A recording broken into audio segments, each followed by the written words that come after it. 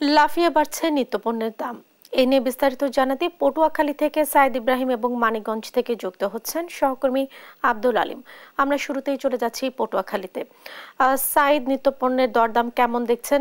কেন নিত্যপণ্যের দর দিন দিন বাড়ছে, আর এ নিয়ে ক্রেতা বিক্রেতারা কি বা বলছেন?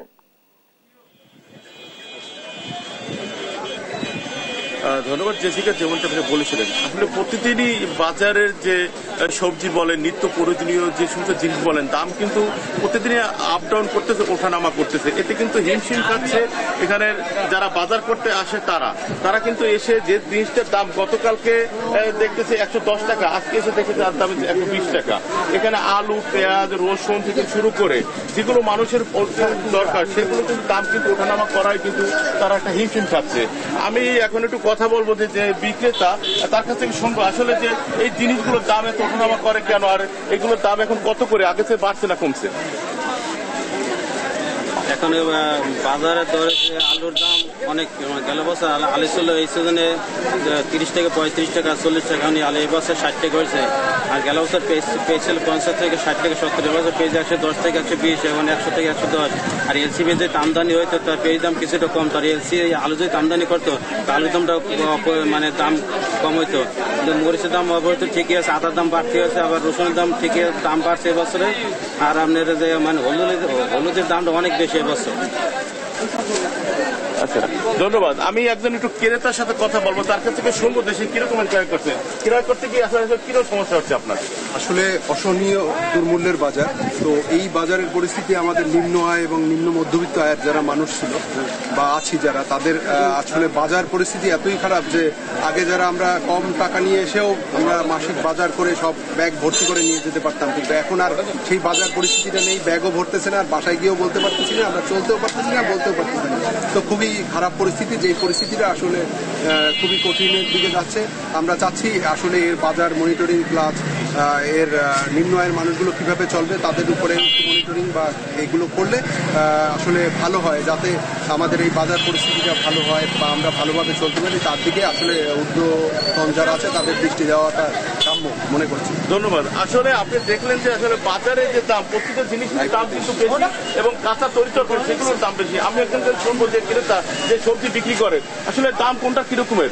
দাম আপনার করল্লা হইল 90 টাকা, ঝিঙ্গা 60 টাকা, ঝিঙ্গা 80 টাকা, কাঁকরোল 90 টাকা, লাউ আপনার 80, 90, নিচে 60, ছোট যেটা। আচ্ছা, এত বাড়তি হওয়ার কারণ কি? বাড়তি হওয়ার কারণ হলো গোড়ায় আপনার পানি হচ্ছে, ঠিক আছে, এখানে সবজি একটু কম, চাহিদা কম সবজি, এই কারণে দাম নিচ্ছে। ধন্যবাদ। যে শুনলেন যে আসলে যে প্রত্যেকটা জিনিসের দাম কিন্তু বাড়তি আলাপ করে। আর আমি এখন দাঁড়িয়েছি পটুয়াখালী নিউ মার্কেট এরিয়ায়, যেখানে আসলে পটুয়াখালী সবকিছু এখানে পাওয়া যায়, কাঁচা বাজার থেকে শুরু করে হাঁস মুরগি থেকে এবং নিত্য প্রয়োজনীয় যেসব জিনিস সব কিন্তু এই পটুয়াখালী থেকে পাওয়া যায়।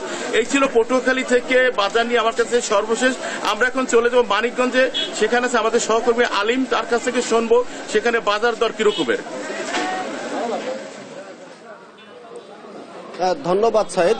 আমরা শুনছিলাম যে পটুয়াখালীর নিত্যপণ্যের বাজারের সংকট। আমরা মানিকগঞ্জের যদি নিত্যপণ্যের বাজার সম্পর্কে বলতে চাই তাহলে বলতে যে মানিকগঞ্জের বাজারে যে অস্থিরতা, সেই অস্থিরতা কিন্তু দিন দিন বাড়ছে। এতে করে কিন্তু হতাশা নিম্ন আয় এবং মধ্য আয় এবং খেটে খাওয়া মানুষের মধ্যে, এবং তারা যেটি বলছেন যে তাদের কিন্তু অনেকটা হতাশার ছাপ আসে এই বাজারে আসলেই, এবং নিম্ন এবং মধ্য আয়ের এবং খেটে খাওয়া মানুষেরা যেটি বলছেন যে নিত্যপণ্যের বাজারের মধ্যে যে আলু, পেঁয়াজ, আদা, রসুন, কাঁচামরিচ সহ যে পণ্যগুলো রয়েছে সেই পণ্যগুলোর দাম কিন্তু আকাশ ছোঁয়া।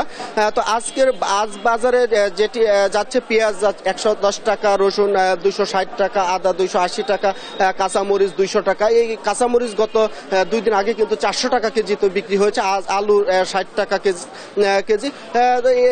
যে নিম্ন আয়ের মানুষ যেটা বলেছেন যে গত বছরও এই আলু কিন্তু বিক্রি হয়েছে মাত্র 20 থেকে 30 টাকা কেজি, কিন্তু সেই আলু 60 টাকা কেজি। এবং কাঁচামরিচের দাম আকাশ ছোঁয়া। আসলে সব মিলিয়ে নিম্ন এবং মধ্য আয়ের মানুষের যেটা বলছেন যে তাদের সংসার চালনটা কিন্তু অনেকটা দায় হয়ে পড়েছে। এবং এছাড়া কিন্তু সবজির বাজারেও যে কিন্তু অস্থিরতা দিন দিন বাড়ছে, এবং কোনো সবজি কিন্তু 50 টাকার নিচে কোনো সবজি নেই। প্রায় প্রতিটি সবজিতে কেজি থেকে কেজিতে 10 টাকা থেকে 30 টাকা পর্যন্ত বেড়েছে। বেগুন, পটল,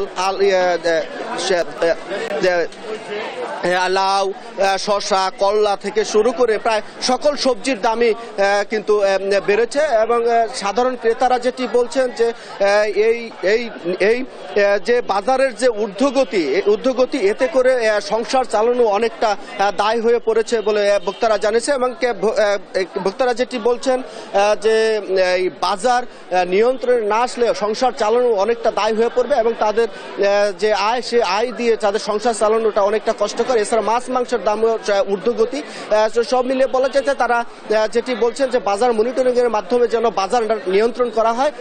বাজার নিয়ন্ত্রণ না হলে তাদের অনেকটা হাঁসফাঁস ফেলতে হচ্ছে বাজারে, তার দাবি জানিয়েছেন। তো এই ছিল আমার কাছে মানিকগঞ্জের বাজারের সর্বশেষ খবর।